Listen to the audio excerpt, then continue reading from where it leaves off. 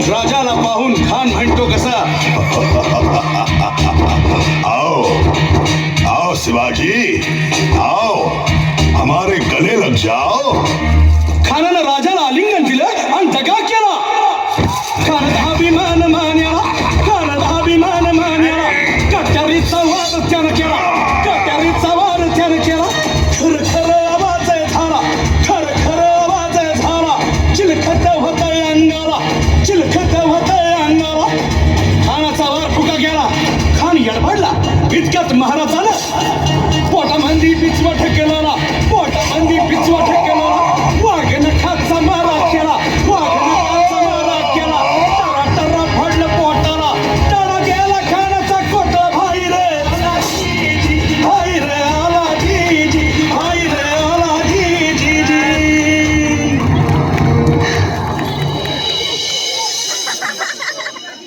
अफजल खानाच्या वधानंतर महाराजांनी स्वराज्यवाढीची मोहीमच हाती घेतली.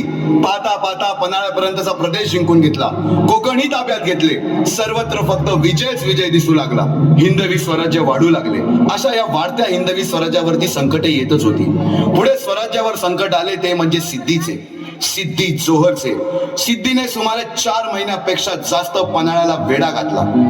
या वेड्यातून महाराजांना सुटकेसाठी बाजीप्रभू देशपांडे, शिवा काशीद व अनेक बांधलांनी पराक्रमाची शिकस्त दिली.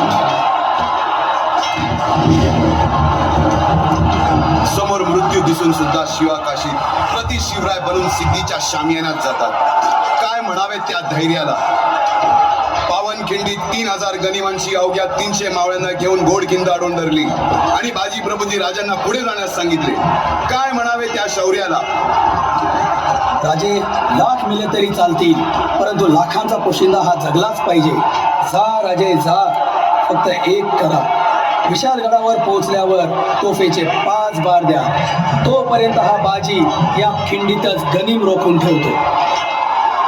पुरंदराच्या तहावेळी मुरारबागींना माझ्या सैन्यात ये, आलमगीर बादशाह म्हणून मनसब देतो असे आमिष दाखवणाऱ्या त्या दिलेर खानासमोर मुरारबाजी स्वराज्याच्या पायी वाहिलेल्या निष्ठेला आठवून तांडव करतात.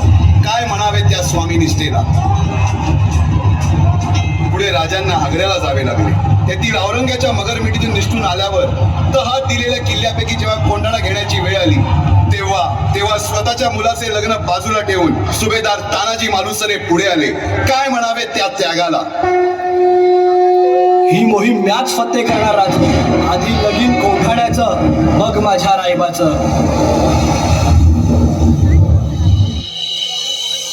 अशा या स्वराज्याच्या यज्ञकुंडात अनेक महावीरांनी शौर्याची, निष्ठेची, त्यागाची समिधा धारण करून आहुती घेतली.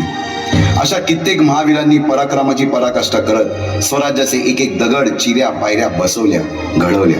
एक एक बुरुज बांधला गेला आणि आता वेळ आली त्या बांधलेल्या भक्कम गडावर विजयश्री धारण केलेला भगवा ध्वज चढवण्याची, म्हणजेच आपल्या महाराजांच्या, शिवरायांच्या राज्याभिषेकाची.